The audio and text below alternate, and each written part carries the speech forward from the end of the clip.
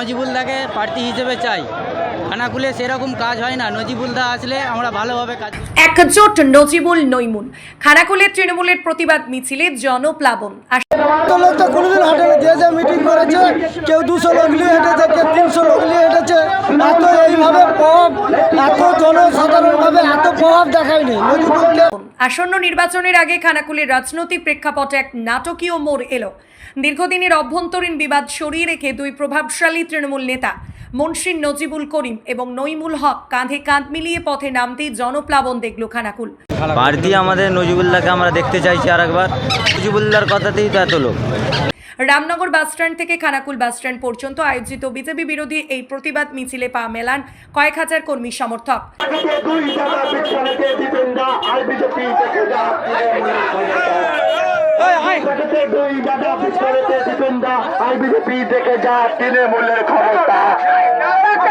দলের একাংশের আপত্তিতে বারবার বসে যাওয়া বা কোণঠাসা হওয়ার অভিযোগ উঠলেও এদিন নজিবুল ও নইমুলকে একসাথে দেখে কর্মীদের মধ্যে ব্যাপক উদ্দীপনা লক্ষ্য করা যায়।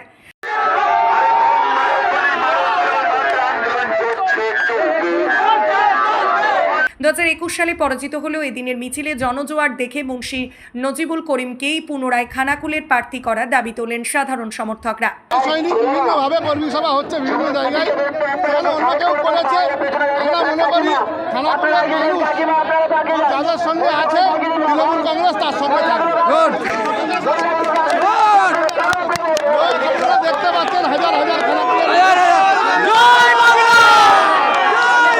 মিছিলে অন্যতম নেতৃত্ব নইমুল হক স্পষ্ট জানান, অতীতের হার ভুলে এবার খানাকুল আসনটি জিতে মমতা বন্দ্যোপাধ্যায়ের পায়ে অর্পণ করাই তাদের প্রধান লক্ষ্য। মিছিলটি শুধু রাজনৈতিক কর্মসূচির মধ্যে সীমাবদ্ধ ছিল না, নারী পুরুষ ও শিশুদের স্বতঃস্ফূর্ত অংশগ্রহণ একে একে এক সামাজিক রূপ ধারণ করেছিল।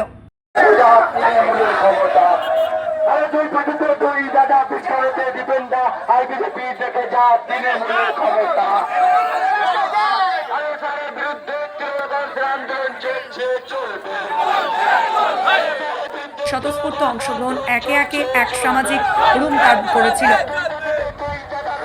রাজনৈতিক মহলের মতে দুই গোষ্ঠীর এই মিলন আসন্ন নির্বাচনে খানাকুলের তৃণমূলের শক্তি কয়েক গুণ বাড়িয়ে দিল। বিজেপির কেন্দ্রের সরকার যেভাবে দিনের পর দিন বাংলার মানুষকে বিভিন্ন প্রকল্প থেকে বঞ্চিত করে রাখছে, সে 100 দিনের কাজ থেকে আরম্ভ করে বাংলা আবাস যোজনা থেকে শুরু করে একের পর এক, এবং তার সাথে সাথে যেভাবে ইডি সিবিআই এবং বিশেষত এদের নির্বাচন কমিশনের মতো যে সমস্ত জাতিকে আপনার কাজে লাগিয়ে যেভাবে বাংলাকে বড় বড় অপমান অপদস্থ এবং বাংলার সাধারণ মানুষকে হয়রানির মুখে ফেলে দিয়েছে, তার বিরুদ্ধে আজকে এই মিছিলে মানুষের সমাগম প্রমাণ করে দিচ্ছে যে আজকে বিজেপির বিরুদ্ধে সমস্ত মানুষ এখন গর্জে উঠেছে এবং মমতা ব্যানার্জি অভিষেক ব্যানার্জির হাতকে শক্ত করার জন্য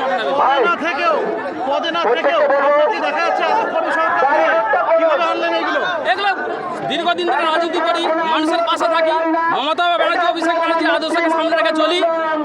দিন রাত 24 ঘন্টা 365 দিন মানুষের সাথে থাকি।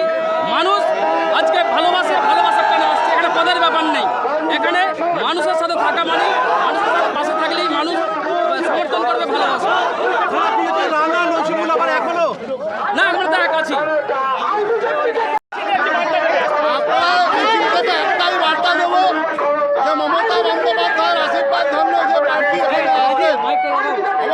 আমরা চাইবো আমাদের এই খানাকুলের ভূমিপুত্রকে, যাকেই হোক খানাকুলের ভূমিপুত্র যেন ক্যান্ডিডেট হয়, এটা আমাদের এই মিছিলের পক্ষ থেকে আমাদের আবেদন থাকবে।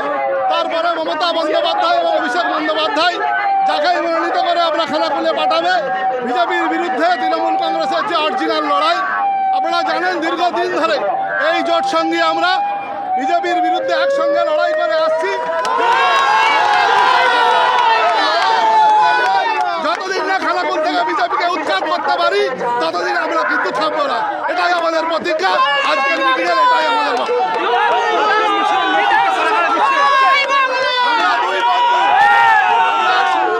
ছিলাম। আজকে আমরা নিজেদের ভুল শুধরে নিয়ে পার্টিকে বাঁচানোর স্বার্থে, তৃণমূল কংগ্রেসকে উজ্জ্বল করার স্বার্থে আমরা আজকে এখানে লড়াই করছি। খানাকুল বিধানসভা হারা সিট নিশ্চিতভাবে আমাদের কিছু ভুল ছিল, আমরা সেই ভুল শুধরে নিয়ে খানাকুল বিধানসভাকে মমতা বন্দ্যোপাধ্যায়ের পায়ে অর্পণ করব, এটাই আজকের আমাদের শপথ।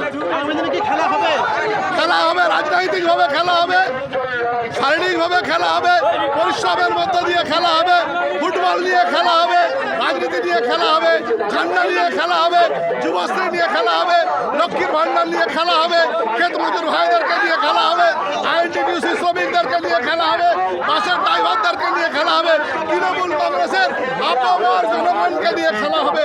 খানাকুল তৃণমূল কংগ্রেস শক্ত ভীত নয়। আমি এই মিছিল থেকে বিজেপির বিধায়ককে সতর্ক করতে চাইছি যে সে যা যা বক্তব্য রাখছে যদি না নিজে থেকে উইথড্র করে, আগামী দিনে খানাকুলের মানুষ তাকে যে কোনো জায়গায় অবরুদ্ধ করে আটকে রাখবে, তখন কিন্তু তাকে বাঁচানোর কেউ থাকবে না। কারণ সে আমাদের নেতৃত্বের বিরুদ্ধে যেসব মন্তব্য করছেন সেগুলো অশালীন। আমরা রাজনীতিতে কোনো অশালীন বক্তব্য রাখতে চাই না। রাজনীতির ময়দানে দেখা হবে বন্ধু, রাজনীতির ময়দানে দেখা হবে। একজন রোহিঙ্গা সুশান্ত ঘোষ যদি খানাকুলের মানুষ না হন, সেই খানাকুলের মানুষকে চিনবেন কি করে? আমি খানাকুলের মানুষ হলে তবেই তো খানাকুলের মানুষকে চিনব। আমি যদি খানাকুলের মানুষ না হয়, আমি খানাকুলের মানুষকে চিনব কি করে? তাই খানাকুলের মানুষকে সে রোহিঙ্গা বলছে, এর বাইরে আর কিছু নয়। যতদিন না খানাকুল থেকে বিজেপিকে উৎখাত করতে পারি ততদিন আমরা কিন্তু থামবো না। এটাই আমাদের প্রতিজ্ঞা। আজকের মিটিংয়ের এটাই আমাদের বক্তব্য।